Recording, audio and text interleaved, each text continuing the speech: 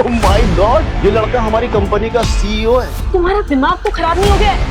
ये लड़का अपने ऑफिस का नया सिक्योरिटी गार्ड है। ये हमारी कंपनी के नए सीईओ हैं। जब असली में सभी के सामने नक्श की असली आइडेंटिटी आएगी तब क्या होगा? माँ बिल्कुल ही परेशान मत हो, मैं आपको डिसअपॉइंट नहीं करूंगा। और देखना इस बार ये डील मैं क्लियर करके आऊंगा और सारे नेगोशिएशन खुद संभाल लूंगा। ये इटली नहीं है, इंडिया है, इंडिया। यहाँ सब कुछ परखा जाता है और मैम्बो अंकल को तो पता ही नहीं कि उन्होंने भानुशाली ग्रुप के नए सीईओ को पहले ही ऑफेंड कर दिया है। बीते सालों में कई बार जावेरी खानदान ने भानुशाली ग्रुप को प्रपोजल्स भेजे थे, लेकिन उन्होंने सारे प्रपोजल्स रिजेक्ट कर दिए। अब इसके पीछे की असली वजह जो कोई भी हो, लेकिन भानुशाली परिवार हर मामले में जावेरी खानदान से 10 कदम आगे था। ऊंचा और पावरफुल होने के कारण उन्होंने जावेरी खानदान को कभी घास तक नहीं डाली। यहाँ आने से पहले मुझे एक बहुत ही रिलायबल न्यूज मिली है कि भानुशाली ग्रुप अपना सीईओ बदल रहा है, और ये भी सुनने में आया है वो सीईओ बहुत ही यंग है। किसी के पास कोई आइडिया है कि भानुशाली ग्रुप के उस सीईओ से मुलाकात कर सके?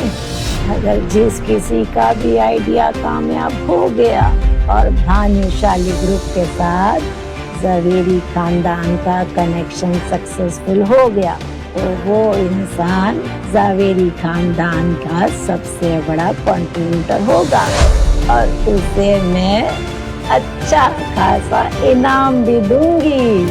आ जाओ। मुझे जाने दो, मैं ये डील क्लोज करके आऊंगी। अनिका भी अपना मुंह खोलकर अपनी बात रखना चाहती थी, लेकिन जब अनिका ने जावेरी खानदान में अपनी जगह रियलाइज की, जो बाकी के कजिन से काफी नीचे थी, तो अनिका ने अंत में शांत रहने का फैसला लिया। आखिर में कल्याणी की नजर मैम्बो अंकल पर गई, जिनके चेहरे पर ईगरनेस के हाव भाव पहले से ही दिखाई दे रहे थे। नवीन, ये मैटर को तुम हैंडल करोगे? चलो इसी बहाने हमें ये तो पता चला कि मैम्बो अंकल का असली नाम नवीन जावेरी था। माँ बिल्कुल ही परेशान मत हो, इस बार ये डील मैं क्लियर करके आऊंगा। एक तरफ माँ और बेटे के बीच में कुछ सीरियस बातें चल रही थी, तो दूसरी तरफ नक्श भाई साहब का खाना हो गया था। मैम्बो अंकल डील क्लोज करेंगे, निगोशिएशंस भी करेंगे। भाई इतना कॉन्फिडेंस उनके अंदर कहां से आया? ये इटली नहीं है, इंडिया है, इंडिया। यहाँ सब कुछ परखा जाता है और मैम्बो अंकल को तो पता ही नहीं कि उन्होंने भानुशाली ग्रुप के नए सीईओ को पहले ही ऑफेंड कर दिया और उसके बाद भी भानुशाली ग्रुप से कनेक्शन बनाने की बात कर रहे हैं।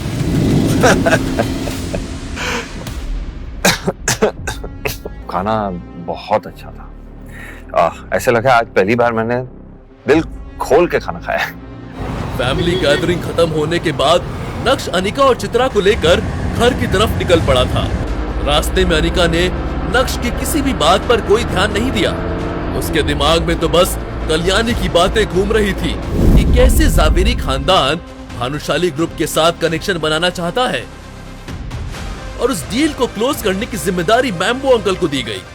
अनिका के मन में ये सारी बातें घूम रही थी, और वो जितना इस बारे में सोच रही थी उतनी ही ज्यादा उसे इरिटेशन हो रही थी।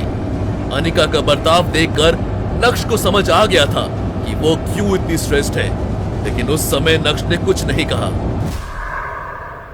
रात को सोने से पहले अचानक से नक्श जमीन पर लगाए अपने बिस्तर से उठा और सीधा बेड की तरफ बढ़ा। अनिका, एक बात करूं तुमसे? तुम ना टेंशन मत लिया, सब ठीक होगा। और हाँ, मैम्बो अंकल की टेंशन तो जरा भी मत लेना। वो भानुशाली ग्रुप के साथ डील क्रैक नहीं कर पाएंगे, बल्कि वो डील तुम्हारे अलावा कोई और क्रैक नहीं कर पाएगा, पक्का। तो तुम टेंशन मत। नक्श की बात सुनकर एक पल के लिए अनिका शॉक्ड रह गई थी। उसे यकीन नहीं हो रहा था कि नक्श ने उसके दिमाग में चल रहे उन थॉट्स को पहचान लिया था। हालांकि जो कुछ भी नक्श ने कहा उसे सुनने के बाद अनिका स्पीचलेस हो गई थी। खैर, जो कुछ भी था, इस कश्मकश में 3 से 4 दिन कैसे निकल गए पता ही नहीं चला। और वो दिन आ गया जब भानुशाली ग्रुप को अपना नया सीईओ मिलने वाला था। नक्श के दादाजी ने उसे सुबह ही कॉल करके बता दिया था कि आज उसकी ज्वाइनिंग है। नक्श ने अपना स्कूटर उठाया और हवा से बात करते हुए भानुशाली ग्रुप के ऑफिस की तरफ निकल पड़ा था। भानुशाली ग्रुप का मेन ऑफिस सूरत की सबसे पॉश लोकेलिटी में था। नक्श के मन में एक बात और खटक रही थी। इतनी बड़ी कंपनी का सीईओ होकर वो एक स्कूटर चला रहा था, इसलिए नक्श ने तय किया कि वो अपना स्कूटर ऑफिस के बाहर रोड के सामने की तरफ पार्क करेगा। अभी नक्श अपने स्कूटर